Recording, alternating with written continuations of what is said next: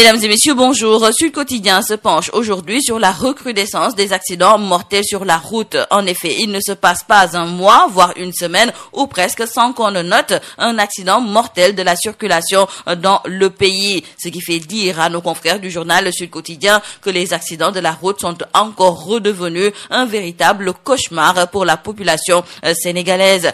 Le quotidien du groupe Sud Communication nous fait savoir que samedi dernier, 7 morts ont été enregistrés après un accident à Koumpentoum. 7 autres décès également notés le jeudi 15 août entre Ndoulo et Rouroumbake, et il est aussi à déplorer qu'au moins 15 personnes sont décédées en moins de 24 heures le 29 juillet dernier dans 2 accidents de la route qui ont bouleversé le pays, respectivement à Kédougou concernant un camion et causant 3 décès, et le second une collision entre un bus et un camion qui a fait 12 morts et 8 blessés graves à une quarantaine de kilomètres au nord de la région de Louga, plus précisément vers Kébémer. Des décès qui dans la majorité étaient évitables car selon les données disponibles, 80% des accidents de la route ont pour cause principalement le facteur humain. Déjà, nous disent nos confrères du journal Sud Quotidien, les statistiques étatiques renseignent qu'au Sénégal, les accidents de la route constituent un lourd fardeau pour l'État et la population. En effet, 718 décès ont été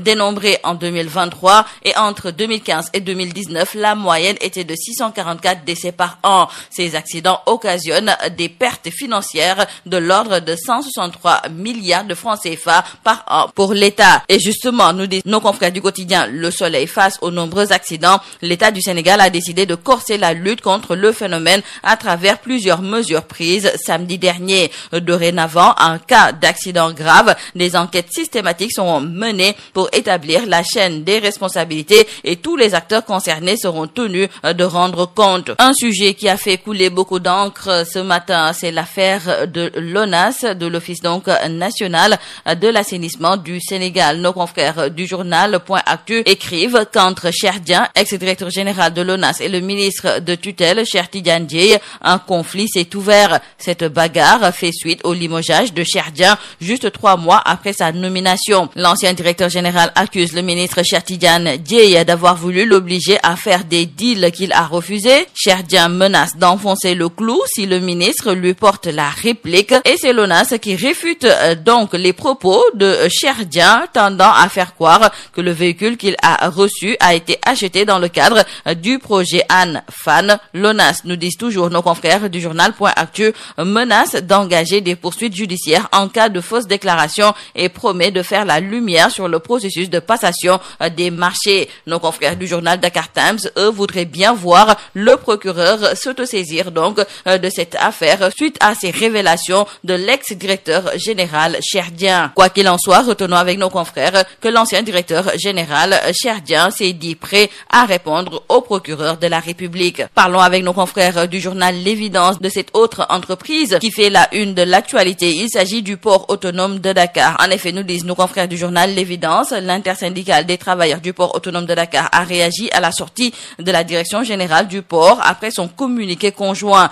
Les travailleurs du port tiennent à rappeler de manière claire et ferme que leurs préoccupations ne sont ni le fruit d'une manipulation ni d'une ingérence quelconque, mais le résultat d'une observation rigoureuse des pratiques en cours et du respect scrupuleux des lois et règlements du pays. Donc, retenons avec nos confrères du journal L'Évidence que les travailleurs du port rappellent Waly Diouf Bodian à l'ordre. Cependant, dans le journal Yor Yorbi, nos confrères trouvent que l'intersyndicale des travailleurs donc du port autonome de Dakar craint une expurgation d'une partie du personnel en situation irrégulière après l'audit du personnel commandité par le directeur général. Et c'est pourquoi donc les syndicalistes se sont attaqués à la régularité de la passation du marché d'audit du personnel, de l'appel d'offres jusqu'à l'attribution du cabinet manager et consultant associé. Parallèlement, ils dénoncent le licenciement de 700 agents portuaires, là où le DG parle de non-renouvellement de contrat des CDD en attendant la fin de l'audit pour prendre la décision qui sied.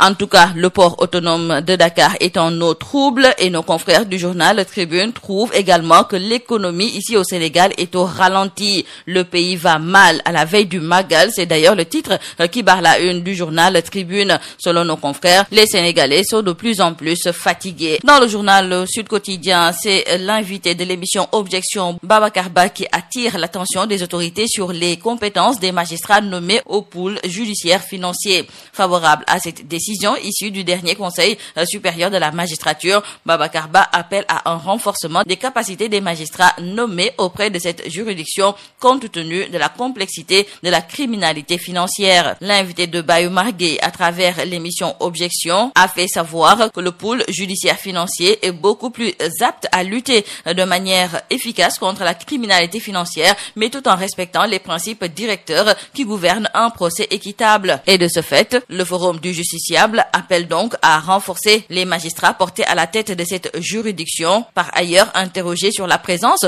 du président de la République et du garde des Sceaux au sein du Conseil supérieur de la magistrature, Babacar Ba a réitéré la position du Forum du justiciable qui se targue même d'être la première organisation de la société civile à avoir plaidé avant les assises de la justice pour le maintien de l'exécutif au sein du Conseil supérieur de la magistrature. Par ailleurs, le Forum du justiciable, tout en plaidant pour la présence symbolique du président de la République au sein du Conseil, recommande toutefois que la force de proposition reconnue à l'exécutif à travers le ministre de la Justice soit confiée aux magistrats avec des règles et critères bien définis. Terminons par nos confrères du journal Critique qui nous parlent de ces ravages de cette boisson dénommée Vodi Vodka, une boisson qui fait des ravages sur la jeunesse sénégalaise et qui tue les adolescents. Nos confrères du journal Le Mandat nous parlent également de cette boisson qui est une menace pour la jeunesse sénégalaise et pour l'instant, les autorités du pays semblent insensibles aux nombreuses alertes à propos de cette boisson énergisante qui peut entraîner des risques accrus d'intoxication éthylique, voire de problèmes cardiovasculaires chez les adolescents qui développent dès les premières consommations de cette nouvelle drogue des troubles du comportement. C'est tout à vos journaux et très bonne lecture.